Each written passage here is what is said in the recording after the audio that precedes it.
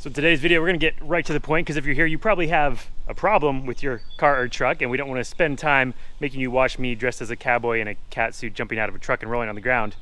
Except you just did. Sorry, couldn't help myself.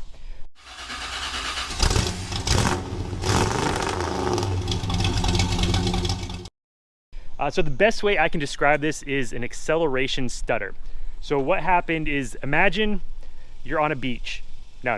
Imagine you're at a stoplight and it's raining, and so you go to accelerate and you start, but then when you cross the the crosswalk stripe that they put on the crosswalks, your wheels slip and then they catch again when you cross over the stripe and hit the other side of the pavement. And so that's what it felt like when I was in the truck accelerating, except it happened like multiple times, like really fast, like I don't know, 3 times within a second for, you know, however long you kept your foot on the throttle. So that was a part of this.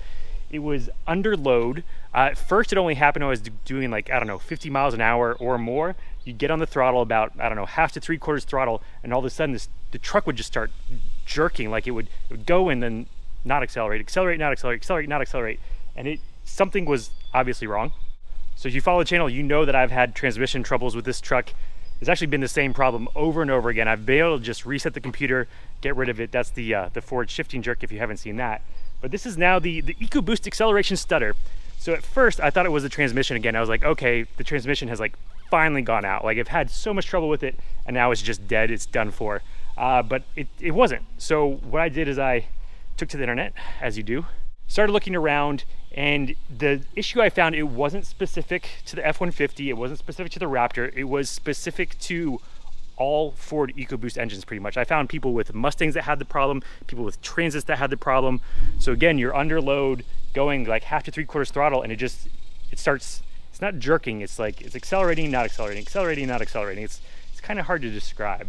And I couldn't catch it on video either, so whatever. But I'm going to give you the culprit right here, right now. It's in my garage. And it is this, it is the spark plugs. So what happened was I skipped my 50,000 mile maintenance. Actually, I didn't. So if you look at the Ford recommended maintenance for F-150s, every so often, actually almost every 10,000 miles, except for 50,000 miles, they tell you to do things like check fluids, check the brake pads, maybe change the oil, maybe change the air filters, but not until 100,000 miles are you supposed to change the spark plugs. And that's not too uncommon with new cars. Newer spark plugs, newer engines, they can go for a lot longer. 100,000 miles is actually pretty common for a lot of manufacturers these days, but that turned out to not be the case for me. So I was at about probably 65,000 miles when this started happening. And again, it's hard to describe, but an acceleration stutter under load. I started trying to figure out what was going wrong. Like, is this the transmission again? Is something finally messed up? But no, a lot of people online said, check your spark plugs if you haven't changed them, and try changing them. So I did. That was about 5,000 miles ago, and the problem went away. So if you look at these spark plugs, like, they don't really look that bad. There's not a bunch of, there's dust on them because they've been sitting in my garage for a few months now, but they're not overly worn. There's not a bunch of black buildup on them. They just look kind of like used spark plugs. Now my truck does have the Cobb tune on it. I have the 93 octane tune on it. So I'm pushing more horsepower through here than the engine was originally designed for. So I don't think that really caused the problem, again, because other people with unmodified cars, completely different cars, not even the Raptor, they had the same problem. So could my engine tune have caused this problem? Yes, but I doubt it. I think maybe I got the problem sooner than I otherwise would have. So maybe 65,000 miles for me, maybe it should have been 70,000 miles or 75. I don't know, but it happened, and it really wasn't hard to fix. I'll show you here in just a second, but it was as easy as changing the spark plugs. So just in case you've never changed spark plugs before, they are hidden underneath that nice little cover there, a little dirty. And this is, again, the Ford Raptor 3.5 liter EcoBoost. So it may be different for your EcoBoost, but we just got 2 nuts there. Take those off.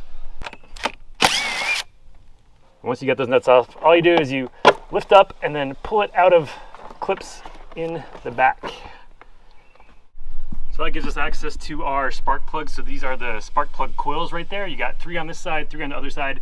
And all you do is you take off this nut on each coil. And once those are off, you just pull the coils right out. I don't think I even unplugged any of them. I did have to move, I had to unclip 1 or 2 of these lines on this side just to get access to those coils. but after that, they come right out. Just get your spark plug socket, throw it down in there, take them out. I don't remember exactly what spark plugs I used. I know they were nothing special. I just went to AutoZone, got whatever they had in stock, and the results were immediate. So changed the spark plugs, went out, got on the throttle, and it was fine. And so that was 5,000 miles ago, and the problem has not come back since. Now, if the EcoBoost acceleration stutter is anything like my transmission troubles, that means it just needs time to come back. It'll come back eventually, but I mean, spark plugs are a consumable item. They do need to be changed. I guess I just do spirited driving. I should have changed them sooner. I don't know. So that was a little bit of a quick one today. I apologize for that, but this was a problem that I had trouble figuring out, so I hope this helps someone else out there. It's a really easy fix. But I will give you a small update on the shop. It is now more pink. The pink keeps coming. There is no stopping it. It will continue until we finish being pink. I have gotten more drywall, more insulation. We're working on that. The AC is still working great. So yeah, I hope that video helps somebody, and until next time, I guess I got more work to do. See you later.